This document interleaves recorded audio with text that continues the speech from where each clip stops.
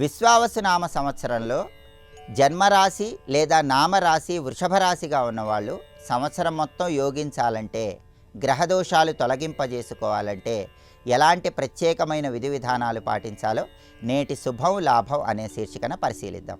ప్రధానంగా వృషభ రాశి వాళ్ళకి ఈ విశ్వావసునామ సంవత్సరం మొత్తం శని భగవానుడు విశేషంగా యోగిస్తున్నాడు. శని లాభస్థానంలో సంచారం చేస్తూ కష్టానికి తగిన ప్రతిఫలం అందిస్తున్నాడు. కాబట్టి వృషభ రాశి వాళ్ళు శని భగవానుడికి సంబంధించి ఎలాంటి పరిహారాలు పాటించాల్సిన అవసరం లేదు.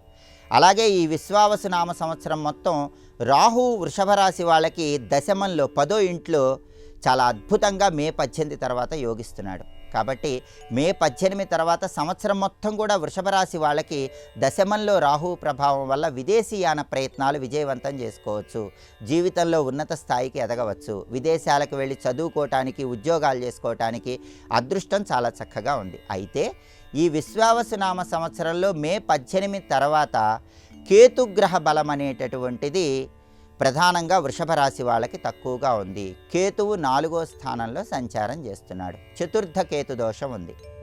ఈ చతుర్థ కేతు దోషం వల్ల ప్రధానంగా భూములు, గృహాలు, కొనుగోలు, అమ్మకాలు ఇలాంటి వ్యవహారాల్లో కొన్ని సమస్యలు ఎదురయ్యే అవకాశాలు ఉన్నాయి.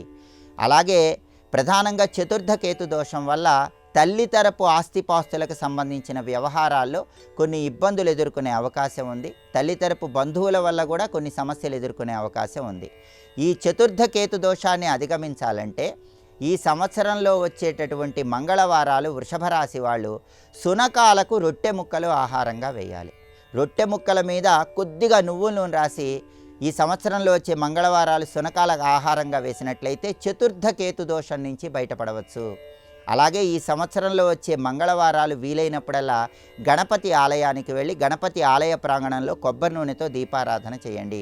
గణపతికి గరిక, ఎర్ర పుష్పాలతో గృహంలో పూజ చేసుకోండి. ఇలా మంగళవారం గణపతి పూజ చేయటం, శునకాలకు ఆహారం వేయటం ద్వారా చతుర్థ కేతు దోషం తొలగిపోయి సంవత్సరం మొత్తం శుభము లాభము చేకూరతాయి. అలాగే వృషభ రాశి వాళ్ళకి ఈ సంవత్సరం మే 15 నుంచి అక్టోబర్ 18 వరకు గురుబలం చాలా అద్భుతంగా ఉంది. గురువు ధనస్థానంలో ఉండి ధనలాభాన్ని ఇస్తున్నాడు, వృత్తిపరంగా మంచి పురోభివృద్ధిస్తున్నాడు. అయితే అక్టోబర్ 18 నుంచి డిసెంబర్ 5 వరకు గురువు అతిచారం ప్రభావం వల్ల కర్కాటకంలోకి వెళ్ళగానే గురుబలం తగ్గుతోంది. కాబట్టి వృషభ రాశి వాళ్ళకి ఈ సంవత్సరం అక్టోబర్ 18 నుంచి డిసెంబర్ 5 వరకు గురువు అతిచారం వల్ల గురుబలం తగ్గుతోంది. ఆ సమయంలో మాత్రం గురువారం పూట దత్తాత్రేయ ఆలయ దర్శనం చేసుకోండి. ఆ సమయంలో వచ్చే గురువారాలు అక్టోబర్ 18 నుంచి డిసెంబర్ 5 మధ్యలో వచ్చే గురువారాలు మాత్రం శనగలు దారంతో దండలాగా కట్టి దత్తాత్రేయుడి విగ్రహానికి లేదా చిత్రపటానికి అలంకరణ చేసుకోండి. గురుబలం పెరుగుతుంది. మళ్ళీ డిసెంబర్ 5 తర్వాత గురువు వక్రించి ధనస్థానంలోకి వచ్చి సంవత్సరం చివరి వరకు విశేషంగా యోగిస్తున్నాడు. కాబట్టి ఈ సంవత్సరం మొత్తం విశ్వావసునామ సంవత్సరంలో వృషభ రాశి వాళ్ళకి శని బలం అద్భుతంగా ఉంది. మే 18 తర్వాత సంవత్సరం మొత్తం కూడా రాహుబలం అద్భుతంగా ఉంది. అయితే కేతు బలం లేదు కాబట్టి ఈ విధి విధానాలు పాటించుకోండి.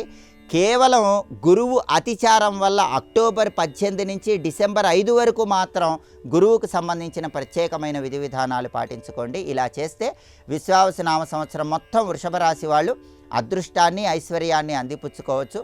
చేపట్టిన ప్రతి పనిలో కూడా శుభము లాభము చేకూరతాయి.